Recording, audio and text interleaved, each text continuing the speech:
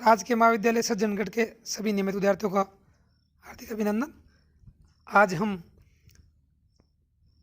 BA part second के प्रथम प्रश्न पत्र रीतिकालीन काव्य के कवि त्रय में से द्वितीय महत्वपूर्ण कवि बिहारी के संबंध में बात करेंगे। पहले प्रथम दोनों व्याख्यान में हमने केशवदास के संबंध में बात की थी, जब हम समझ पाए थे कि रीतिकाल की कवित्रय में केशव का स्थान कितना महत्वपूर्ण है। अब हम रीतिकालीन काव्य के महत्वपूर्ण एक और आधार स्तंभ बिहारी की बात करेंगे। बिहारी लाल रीतिकाल के रीति सिद्ध कवि हुए हैं, जिन्होंने अपने काव्य से एक अलग छाप छोड़ी है।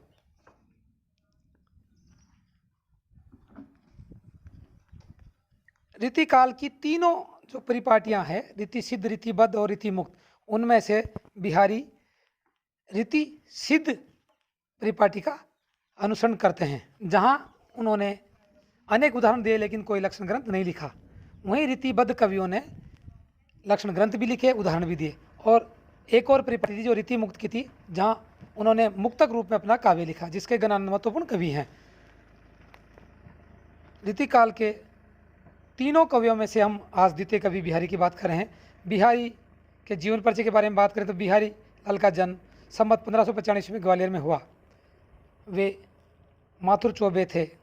उनके पिता का नाम केशव राय था। जब बिहारी 8 वर्ष के तभी इनके पिता इन्हें ओरछा ले आए और उनका बचपन बुंदेलखंड में भी था।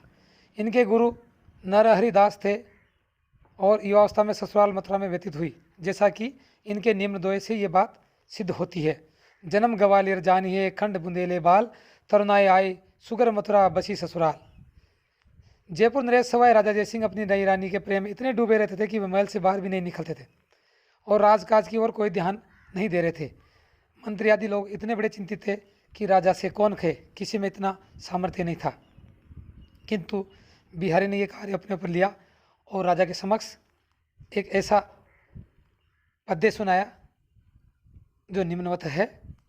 नहीं पराग नहीं मधुर मधु नहीं विकास ही काल, अली कली ही सो बंध्यो आगे कौन हवाल। इस दोहे ने राजा पर मंत्र जैसा कार्य किया और वे रानी के प्रेम पास से मुक्त कर पुनः अपना राजकाज संभालने लग गए। वे बिहारी की कार्य कुशलता से इतने प्रभावित हुए कि उन्होंने बिहारी से और भी दोहे रचने के लिए कहा और प्रति दोहे पर 1 स्वर्ण मुद्रा देने का वचन दिया। बिहारी जयपुर नरेश के दरबार में रहकर काव्य रचना करने लगे, जहाँ उन्होंने अपार धन और यश मिला।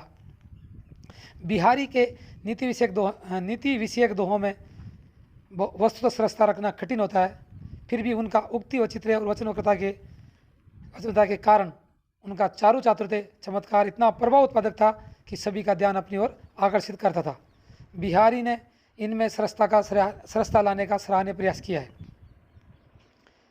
ऐसी ही बात धार्मिक और दार्शनिक भावों में व्यक्त होती है, जहाँ बिहारी ने अपनी सरसता पूर्णतया प्रकट की है। भक्ति के हार्दिक भाव बहुत कम मिलते हैं, फिर भी बिहारी के दोहों में भक्ति का समावेश भी है।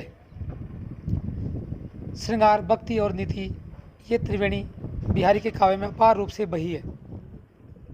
बिहारी ने अपने पूर्ववर्ती सिद्ध कविवरों की मुक्तक रचनाओं जैसे आर्या सप्तशती, गाथा सप्तशती आदि से मूलभाव ही लिए हैं। कई मूलभावों को काट छाँट कर सुंदर रूप दिया है तो कहीं कुछ उन्नत किया है। सौंदर्य यह है कि दीर्घ भावों को संक्षिप्त रूप में रम्यता के साथ अपनी छाप छोड़ते हुए रखने का बिहारी ने सफल प्रयास किया है। वस्तुतः यह कहा जा सकता है कि बिहारी ने गागर में सागर भरा है। बिहारी की भाषा इतनी सरल है कि वह सभी को अपनी ओर आकर्षित करती है। बिहारी की सच्चाई पर कितनी आलोचनात्मक पुस्तकें लिखी गई है, कितनी अपने काल में टीकाएँ उस पर लिखी गई है। इनकी तुलना विशेष रूप से कई बार देव से की गई है। वहीं दूसरी ओर बिहारी को बढ़कर सिद्ध करने का प्रयास भी किया गया। बिहारी और देव लाला भगवान द्वारा लिखित एक ऐसा उल्लेखनीय ग्रंथ है। रत्नाकर जी द्वारा संपादित बिहारी रत्नाकर नामक टीका और कविवर बिहारी नामक आलोचना विवेचन विशेष रूप में अवलोकन और प्रमाणिक है। बिहारी ने कई दोहे लिखे, लेकिन मूल रूप में उनका एक ही ग्रंथ हमारे समक्ष आता है। इस प्रकार हम देखते हैं कि बिहारी की टीकाओं में केवल एकमात्र बिहारी सतसई ही हमारे समक्ष आती है। सतसई पर अनेक कवियों ने कई टीकाएँ लिखी। कुल 54 टीकाएँ मुख्य रूप से प्राप्त हुई है। रत्नाकर जी की बिहारी रत्नाकर नामक एक अंतिम टीका है, ये सर्वांग सुंदर है। सतसई के अनुवाद भी संस्कृत, उर्दू, फारसी आदि सभी में हुए हैं। अन्य पूर्व परवर्ती कवियों के साथ साथ बावे सामे भी बिहारी ने प्रकट किया है। टीकाकारों ने सतसई में दोहों के क्रम में भी अपने विचार रखे हैं, साथ ही दोहों की संख्या भी न्यूनाधिक दी है। ये नितांत निश्चित नहीं है कि कुल कितने दोहे रचे गए हैं। संभव है जो सतसई में आए हुए चुनकर आए कुल दोहे 700 से कहीं अधिक रचे गए हों। सारे जीवों ने बिहारी ने इतने ही दोहे रचे हों, ये सर्वथा मान्य नहीं ठहरता। सतसई पर कतिपय आलोचकों ने अपनी आलोचनाएं लिखी। रीति काव्य से इसकी आलोचना चलती आ रही है। प्रथम कवियों ने सतसई की मान में विशेषता को सांकेतिक रूप से सूचित करते हुए दोहे और छंद लिखे। उर्दू के शायरों ने भी इस प्रकार किया। यथा सतसैया के दोहरे जो नाविक के तीर, देखन में छोटे लगे गाँव करे गंभीर। इस प्रकार हम कह सकते हैं कि बिहारी रीतिकाल के रीति सिद्ध कवि हैं, जिन्होंने अनेक दोहे लिखे और उन दोहों के कारण वो प्रसिद्धि पाए।